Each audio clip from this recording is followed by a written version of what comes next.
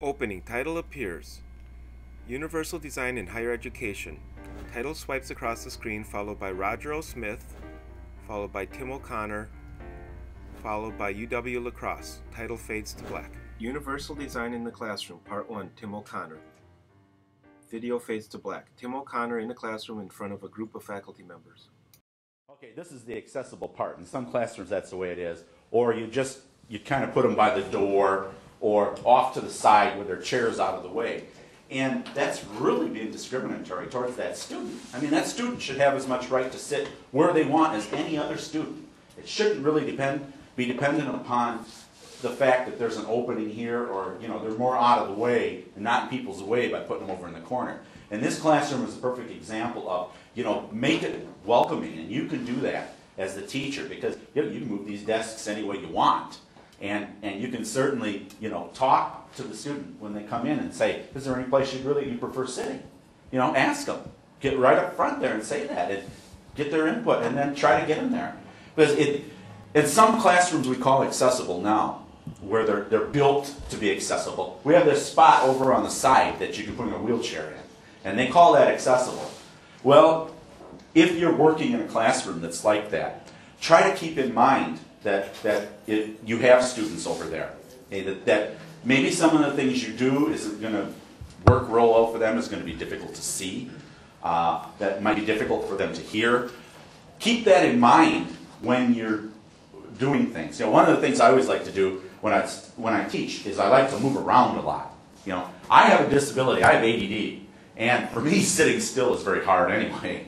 So it keeps the attention of everyone if you move around a little bit. That was one of the first things I learned in Teaching 101, my methods course, is that if you move around a little bit, you gain everyone's attention. And it's very, very good for students who have ADD. If you move around, it captures their attention.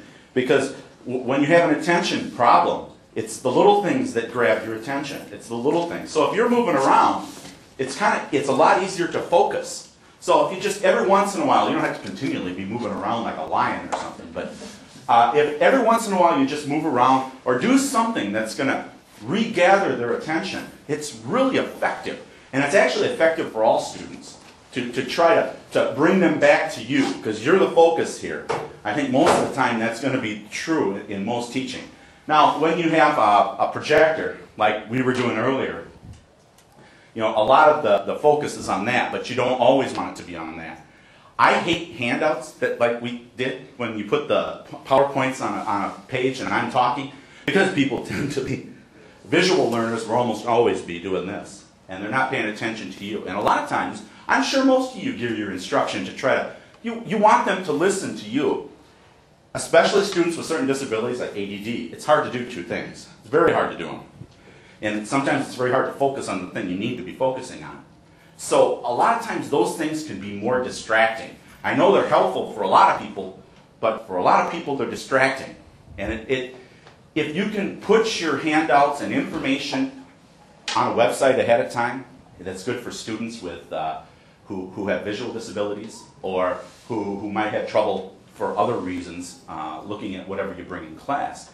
That's going to be really helpful to put it up there. They can access it. They can be more into what it is you're talking about, whatever it is. They can understand it to a greater degree. I mean, there's nothing worse than to not be able to see something, and this person's talking about something you can't see, and you have no idea what it is, and they're making it. This is an important point. Half of your grade is going to be based on what I'm talking about right here. There's probably nothing worse for a student than to say, oh my God, what am I going to do? I don't know what they're talking about. I can't see what it is. Or, in the case of someone with a hearing problem, I can't hear.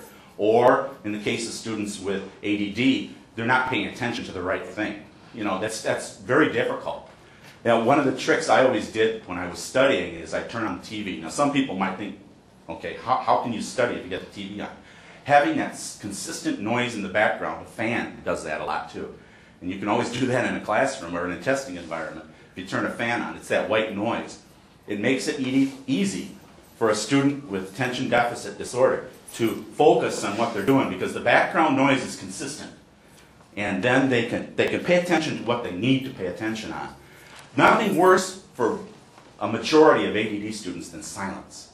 It's one of the worst things in the world because any little noise will disrupt them. well, their concentration is going to go off. So keep that in mind too. When you look at the layout of the classroom, try to remember to have it set up, and you can do this. I mean, a classroom this size, you can set it up any way you want for the way you teach. You know, this is kind of a nice, I've always kind of liked this circular rather than the row method or something like that, because you can look around and people feel like they're more engaged, they can see each other, and it's a more welcoming, open environment, and that's true of anyone. And it's especially true for someone who feels left out anyway. You know, the more welcoming you can make it, the better it is. You know, rows are not warm or welcoming. They're very structured, they're very segmented, you feel like you're not a part of the group oftentimes. You feel like you're way off. And you don't want that in a classroom. You want them to be engaged. You want them to be paying attention to what you're doing. Does anyone see any other issues that you would have with a classroom like this? I don't know. Yeah, go ahead. Well, I haven't very often taught in this room, but every so often I do, where I come in and I administer a student evaluation or something like that. And that corner back there is very odd. And the people that tend to congregate back there are, I think they're people who want to isolate themselves from what's going on in the rest of the room. I think you're right. To me, that feels very isolated. If you're up here talking, it's like, what's going on back there? You know, I used to teach middle school, so I would never allow something like that. I'd put something back there so they couldn't get back there. In a French class, it's not a problem. We don't have any students. But in a Spanish class, every one of these chairs will be full. So Yeah. it's a problem. One That's of a the good point. things, I gave a talk yesterday in Morris Hall with PowerPoint. Well, I didn't use the PowerPoint. I used that, I don't know what it's called, but you put this on it and it reflects. Visualizer. Okay. Opaque projector light. And the room was not big enough, and so it was really scrunchy. It looked awful, whereas when I had given it a larger room, it came out really clearly, but I found that. That's a good point. You know, you might develop just the greatest things to use in a classroom, and you step into that classroom and it doesn't work. You know, that's a perfect example of it. If you have the opportunity, look over the classroom ahead of time and get a feel for it. It's kind of like getting the lay of the land. Tim, can you pull that screen down? Just I want to see how big it is. Okay. Oh, there's a document projector back there, if you want to show them. Oh yeah, overhead. Yep. We have a cart that we can bring in with other kinds of media on it too. It feels like a small screen. It does. You're right.